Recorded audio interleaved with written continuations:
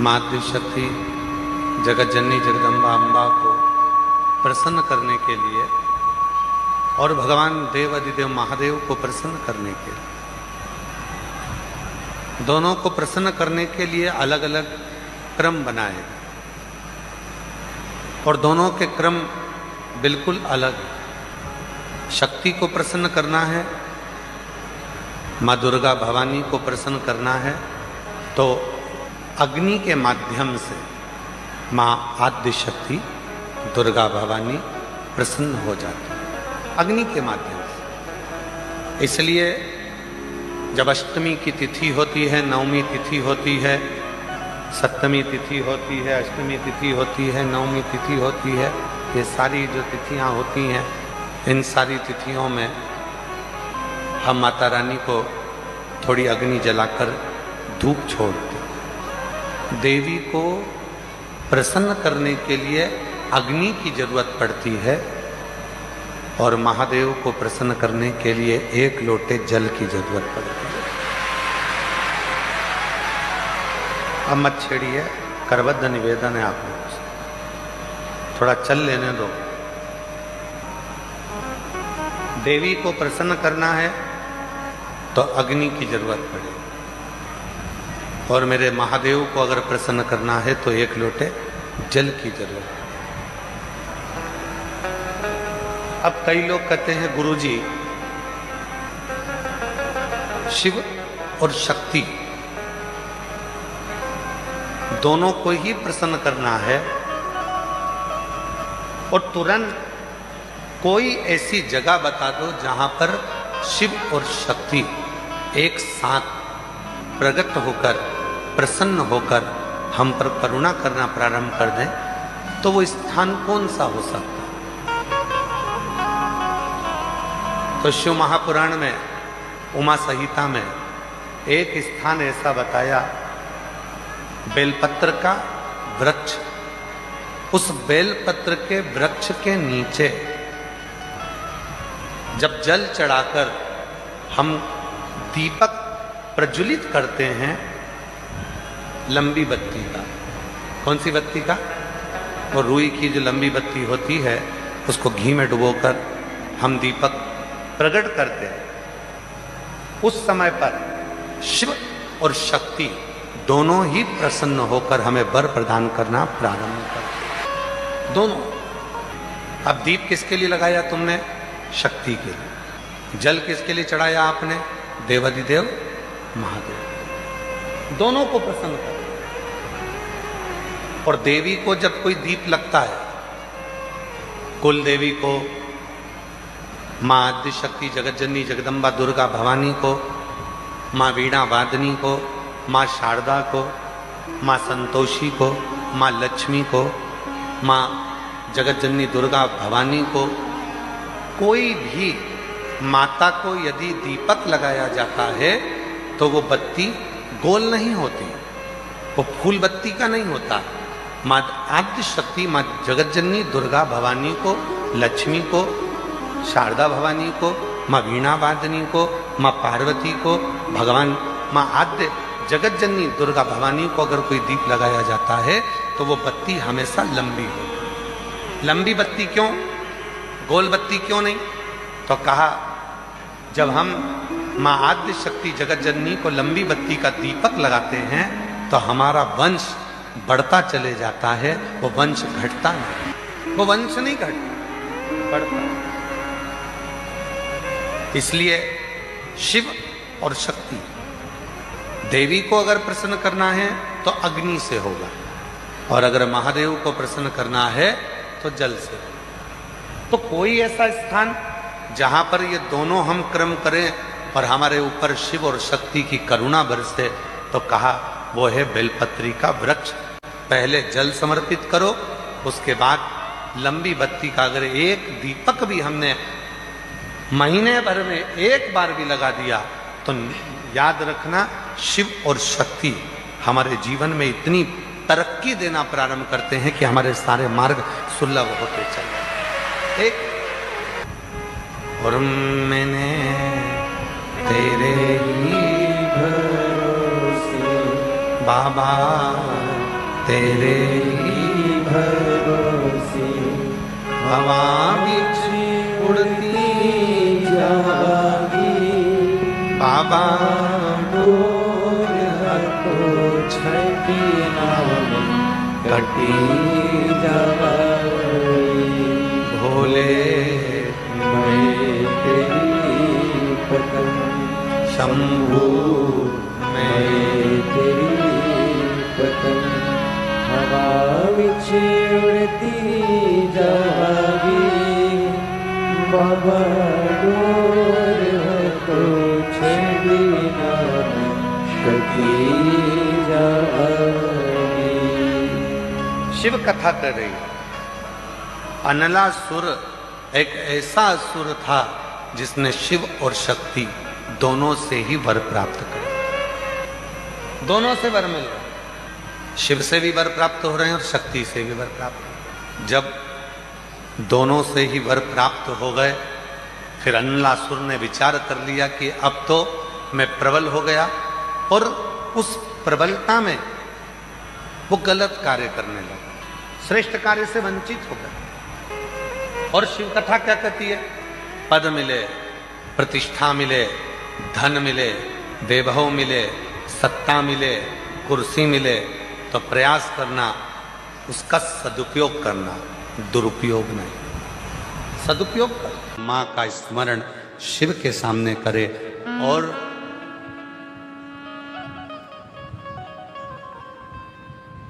शिव का स्मरण माता के सामने करे तो माता प्रसन्न हो जाती है। प्रसन्न। कल कथा में कहा था, स्मरण में होगा आप लोगों के, देवी को प्रसन्न करने के लिए अग्नि की जरूरत पड़ती है और शिव को प्रसन्न करने के लिए जल की जरूरत पड़ती है। कल की कथा में कहा था। जितने देवी के उपासक हैं या अष्टमी नवमी पूजने वाले हैं, वो कंडा जलाकर, गोबरी जलाकर, गाय का गोबर सूख जाता है उसको जलाकर उसमें धूप छोड़ते हैं। मालपुआ या पूड़ी या खोट या सब्जी जो भी बनता है उसको छोड़ते हैं। अष्टमी नवमी पर पूजन करते हैं, धूप देते हैं, अग्नि में छोड़ते हैं। क्यों छोड़ते हैं? क्योंकि देवी अग्नि से प्रसन्न होती है और शिव जल से प्रसन्न होता है। जल से, देवी अग्नि से और शिव जल से प्रसन्न। उसकी प्रसन्नता हमें सुख देती है। सुख केवल 4 नवरात्रे होते हैं, 2 गुप्त होते हैं, एक चैत्र का होता है, एक शरदी होता है। केवल 4 नवरात्रे ऐसे होते हैं जिन नवरात्रे में शिव जी के मंदिर में अगर दीपक भी लगाया जाता है तो लंबी बत्ती का लगाया जाता है। बाकी के समय में शिव के मंदिर में गोल बत्ती का दीपक लगता। क्यों? कहते हैं 64 योगनियां। आपको पहले भी कहा था, आज फिर अच्छे से समझ लीजिए। ये शिवलिंग है, ये जलाधारी है, ये पानी बहता है, बीच में अशोक सुंदरी है, राइट में गणेश जी हैं, लेफ्ट में कार्तिकेय हैं। शिवलिंग के ऊपर जो जल टपकता रहता है वो शिव जी की 5 लड़कियां, जया, विषहरा, शामलीबारी, दौतली, देव है।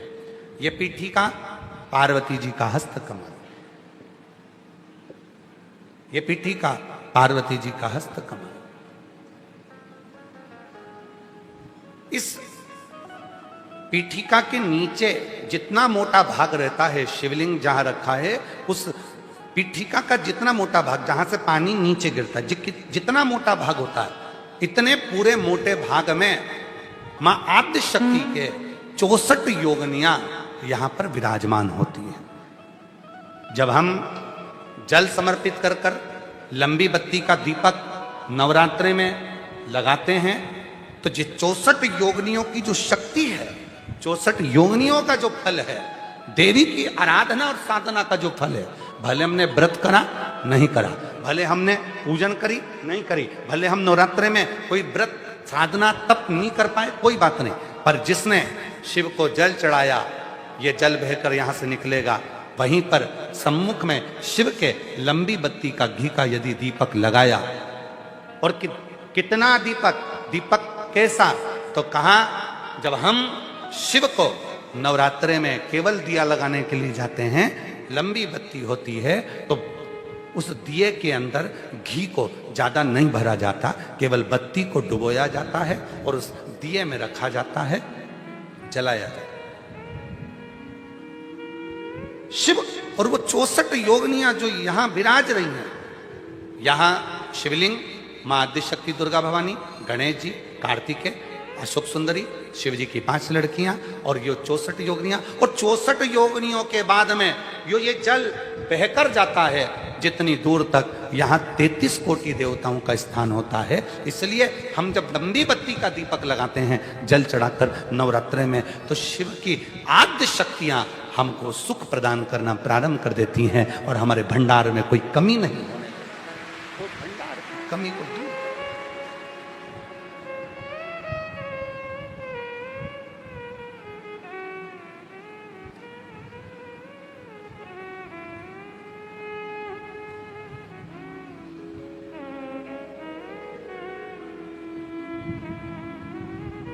इसलिए कई लोगों ने तो गीत भी बनाया है, भजन भी बनाया है। वो कहते हैं ना, मैं तो लाई हूं दाने अनार के, मेरी मैया के 9 दिन बाहर के, मैं तो लाई हूं दाने अनार के, मेरी मैया के 9 दिन बाहर के।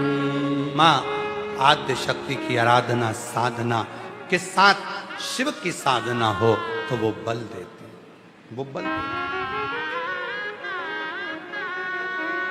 और जब बल मिलता है तो हमें सुख का अनुभव होने लगता है। कुछ मत करो, कलिकाल में, कलियुग में अगर शिव को पाना है तो पार्थिव शिवलिंग का निर्माण कर लो और 1 लोटा जल शिव को चढ़ाना प्रारंभ कर दो, शिव प्रकट हो।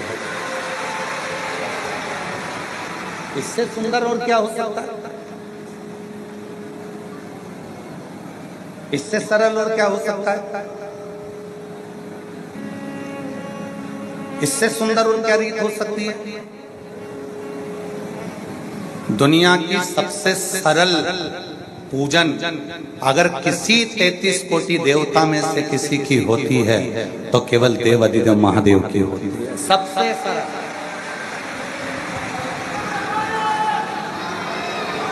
उससे सरल कुछ नहीं है।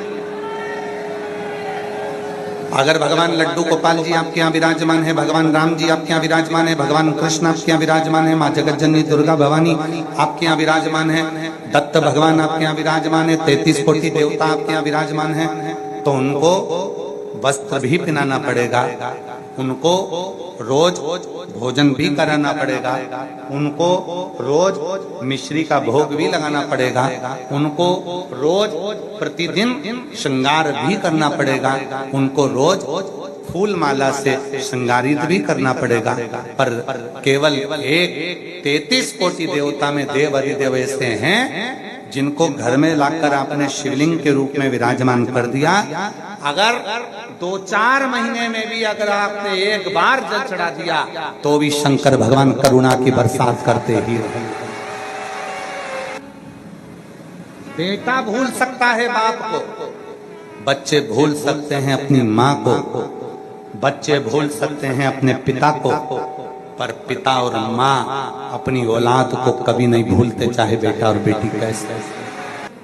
वो पिता है, जगत का बाप है, वो भूलता नहीं, करुणा करता है, कृपा करता है और कृपा की बरसात करता है। कृपा की न होती जो तुम्हारी तो सोनी ही रहती अदालत तुम्हारी।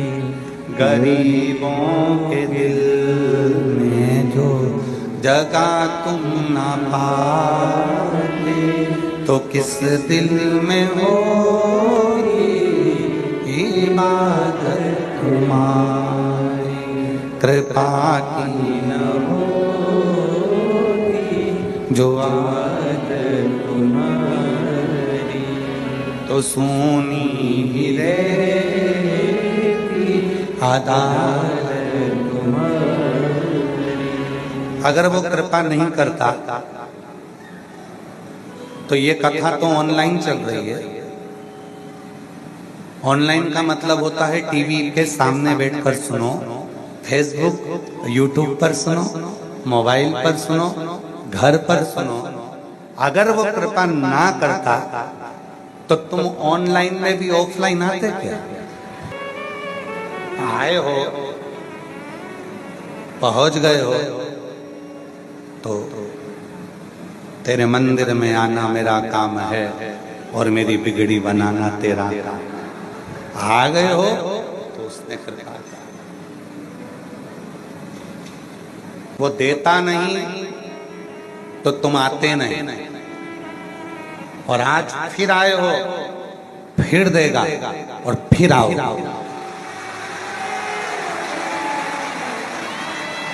फिर देगा, फिर आओ वापिस,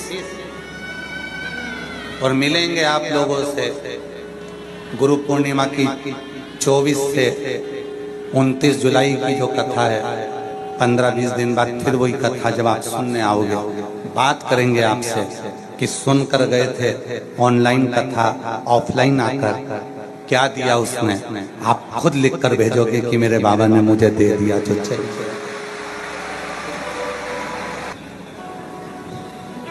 उस देता है तभी लोग आते हैं, वो देता नहीं तो कोई आता ही नहीं।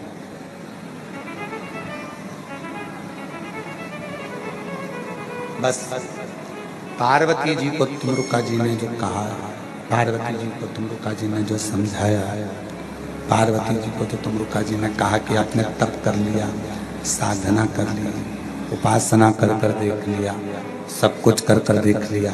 अब शिवलिंग बना कर देखिए, पार्थिव शिवलिंग का पूजन कर देखिए।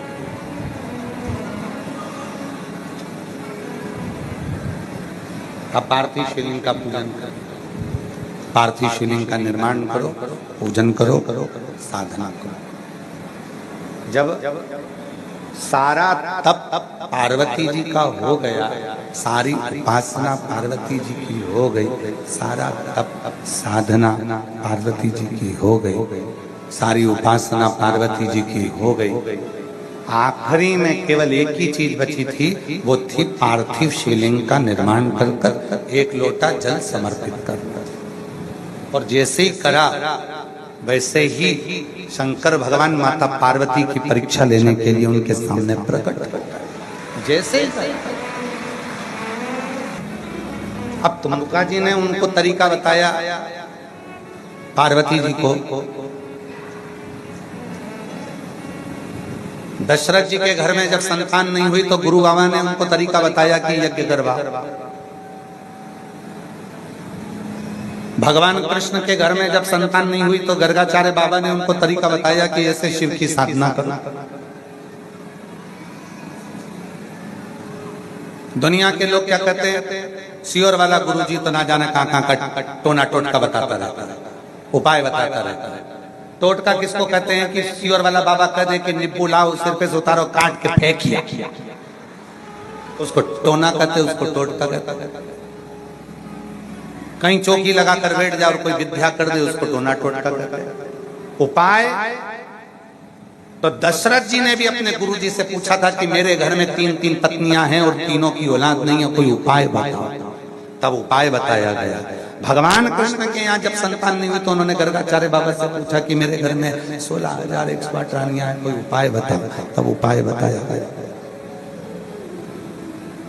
शिव महापुराण की कथा आपकी समस्या का उपाय बता देती है, और वो उपाय जब आप करते हो तो अपने मंजिल तक पहुंच जाते हो। और एक उपाय सबको दिया शिव जी ने, तुमरुका जी ने वो उपाय सबको दिया, एक लोटा जल सारी समस्या। वो ऐसा उपाय तुमरुका जी ने बता दिया पार्वती जी को, शिव मिल गए। ऐसा उपाय बताया तुमरुका जी ने चंचुला को, अखंड सौभाग्यवती हो गई। ऐसा उपाय बताया तुमरुका जी ने देवऋषि नारद के भांजे पर्वत मुनि को कि उनको शिव का दर्शन हो गया। पर्वत मुनि जो देवऋषि नारद के भांजे हैं, देवऋषि नारद की बहन के पुत्र हैं, और वो पर्वत मुनि सब दूर भटक लिए पर उनको शंकर का दर्शन नहीं हुआ था। भगवान विष्णु का वैकुंठ में दर्शन हो गया था, ब्रह्मा जी का ब्रह्मलोक में दर्शन हो गया था, गोलोक धाम में भगवान कृष्ण का दर्शन हो गया था, इंद्रलोक में इंद्र का दर्शन हो गया था, सब जगह सब का दर्शन कर लिए थे, परंतु बस केवल हर जगह पर दर्शन हो गया था, बस केवल एक भगवान शिव का दर्शन, भगवान शंकर का दर्शन पर्वत मुनि को नहीं हुआ। पर्वत केवल एक शिव का दर्शन, वैकुंठ अधिपति का हो गया, ब्रह्मा जी का हो गया, इंद्र का हो गया, गरुण वरुण का हो गया, पर पर्वत मुनि को शिव का दर्शन मिला। पर्वत मुनि ने बहुत तप किया, घोर तप किया, तप करने के बाद भी, घोर तप करने के बाद भी उनको भगवान शंकर का दर्शन, शिव का दर्शन, भगवान शंकर का दर्शन, घोर तप करा तो भी शिव का दर्शन नहीं कर पा, भगवान शंकर का दर्शन। कहते हैं विष्णु पुराण में और नारद पुराण में पर्वत मुनि का चरित्र आता है, और नारद पुराण कहती है कि पर्वत मुनि ने 5000 वर्ष तक शिव का केवल दर्शन करने के लिए घोर तप कर लिया था, तो भी दर्शन। ए मेरी जीजियों और मेरे जितने जीजा बैठे हैं, मेरी बेटियां, मेरे बेटा, मेरे बुजुर्ग माँ बाप जितने बैठे हैं, अपने मायके में अपने बाप के घर में बैठकर आप कथा सुन रही हैं, ध्यान रखना पर्वत मुनि के चरित्र को, पर्वत मुनि के संवाद को, कि पर्वत मुनि में शंभु शंभु शंभु पर्वत मुनि के चरित्र का स्मरण करिएगा। नारद पुराण कहती है घोर तप 5000 वर्ष का देवऋषि नारद के कहने पर पर्वत मुनि ने कर दिया, पर शिव नहीं मिले। अंत में हार गए पर्वत मुनि की, शंकर कैसे मिलेंगे। तब पर्वत मुनि मौन होकर बैठे थे। देवऋषि नारद पर्वत मुनि को लेकर पहुंच गए तुमरुका जी के पास में। तुमरुका जी से कहा ये मेरा भांजा है, इसको शिव का दर्शन करना है, शंकर का दर्शन नहीं मिल रहा है। 1000 वर्ष तप कर लिया, शिव का दर्शन नहीं हो रहा, शंकर का दर्शन, शिव का दर्शन नहीं मिल रहा, शंकर का दर्शन प्राप्त नहीं हो रहा। तब तुमरुका जी ने कहा कि एक काम करो,